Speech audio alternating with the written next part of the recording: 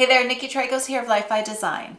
In my Watercolors Made Simple student group on Facebook, there are some questions around watercolor pencils. And so I thought instead of sharing it within my community only on Facebook, I would do a short tutorial to talk to you a little bit about the pros and cons to using watercolor pencils, what I like about them, what I don't like about them, and also how I use them. So I'm going to do a little demonstration in my sketchbook and talk to you about the brands that I have picked up along the way, and even maybe inspire you to use watercolor pencils in a new way, or maybe help you decide if watercolor pencils are something that you want to introduce to your watercolor painting repertoire. So let's get started. Okay, so I swatched some of the pencils and wrote down the name. So this is what I do whenever I bring home new supplies, new colors, doesn't matter what medium or what I'm using. I always work in my sketchbook and swatch and make notes. It is the best reference, the best thing that you could do. Grab yourself a watercolor sketchbook and really get to know the new colors and mediums. So I like to also look to see what they look like dry as well as wet. Now, limitations with these watercolor pencils. If you don't have pink, you can't mix pink using different colors of watercolor pencil. Sure, you could use maybe some yellow to layer and create orange. I don't even have a yellow. But if I was looking for, let's say a pink, if I didn't have the pencil, I wouldn't be able to mix the color. So with watercolor paints, I can mix whatever color I need if I have my 3 primaries, and I'm not limited by what pencils I have handy. Okay, so that's one thing that I don't really love about watercolor pencils. Another one, I'm going to show you these two. So these were purchased the same day, and they are brand new watercolor pencils. Look how short this one is. Every time I went to sharpen it with my sharpener, it would break. So with pencils, if they get dropped during shipping, whether you drop them at home, you can actually break the graphite or the watercolor that's inside of it, and it'll break off. So I actually had to get a knife to whittle it, and then I used my sharpening block here to create a bit of a point. The sad thing about this is I actually really love this. It's a sepia light by Lyra, Germany, by Rembrandt. I actually really love this pencil. I'm not gonna talk for a second so you can listen to the sound it makes. So it reminds me of charcoal, actually. So I love to play around with charcoal, but look at how great and pigmented this color is. So I use these pencils mostly when I am working on abstract pieces. So it's a way for me to put line work down, put color down, and then I can blend it away. So if you listen to, we'll do this green. So this is also by Rembrandt. It's also Lyra, but I feel like maybe there's different degrees of professional quality versus maybe student. I'll actually not talk for a second. So you can hear the tooth isn't as strong when I'm using it. So it feels a little bit more waxy. It's not as pigmented as that sepia. It's still nice when you start to blend it away. So some watercolor pencils will be a little bit looser and the pigment will be a little bit stronger, and some won't be. So what I don't like, limited by color. So if you don't have the color in your palette, you're out of luck. And if you are trying to sharpen them and they keep breaking, you're gonna get so much waste. Like this is probably a fifth of my pencil gone because it kept breaking on me. I was very frustrated by that. So let's go. This is all from sketchbook work from my watercolor sketchbook class. Ooh, maybe we'll work on this page a little bit. Actually, I quite like it loose. I'm gonna pass. Okay, so here is some testing that I did with watercolor pencil. This is the sepia mixed with the blue. So it's actually called green gray, but it does look blue to me. Let's go ahead and oh, it wasn't green gray that I used. It was going to find it 1 second. Here we go. Night green, which actually looks more like a blue. So I'm going to lay it down. So again, with watercolor pencil, you can leave it as is and use it as a finishing touch. So I can come back here and maybe if I wanted to add some line work to finish this piece, maybe I'll even add a bit of the blue here. So you can use it to finish a piece, or you can use it to start laying down color in a piece. So I'm just going to lay it down really roughly, again, creating just a bit of volume, and then grab a brush. Let me grab a little bit larger. And just with a bit of water, I can activate it.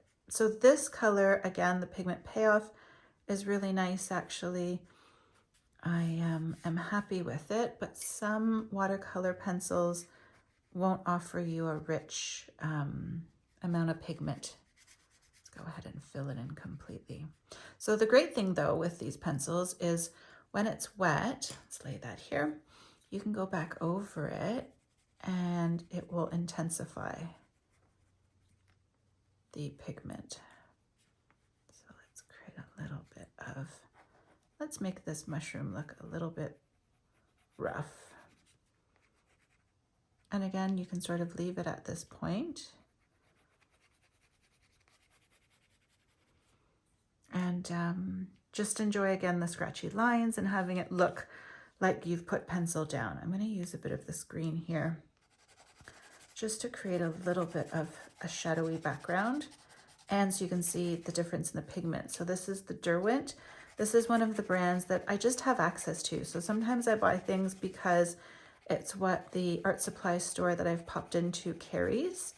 When it comes to watercolor pencils, there isn't a brand that I specifically will go back for, although that sepia one, I'm definitely a fan.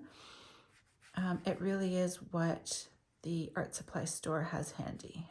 So I'm just wanting to test the pigment of this green, which is not bad actually, to create just a little bit of a background framing my mushroom. Okay, and then again, you can go over the green if I wanted to intensify it a little bit in areas, maybe just under, similar to working with a bit of shadow, and very lightly.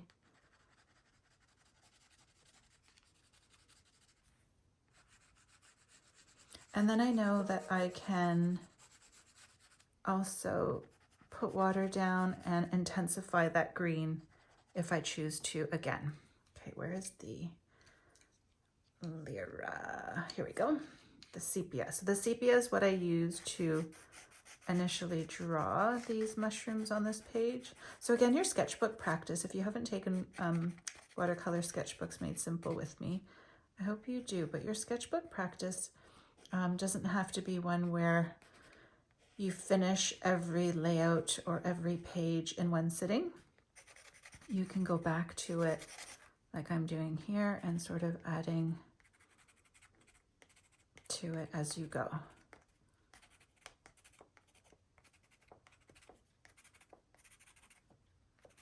So again, just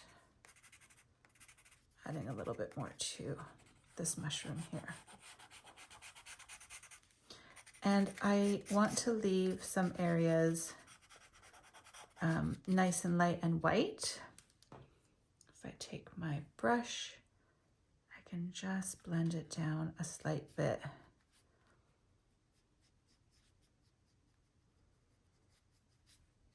To create, again, volume. So we don't want our piece to look flat. Can even blend that brown and green a slight bit to work on the shadow there.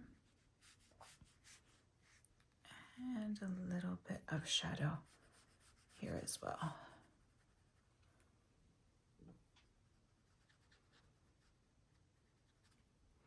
And I almost feel like let's add a little bit of this sepia again.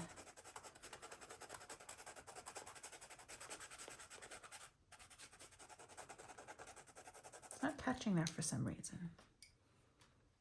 Okay, and then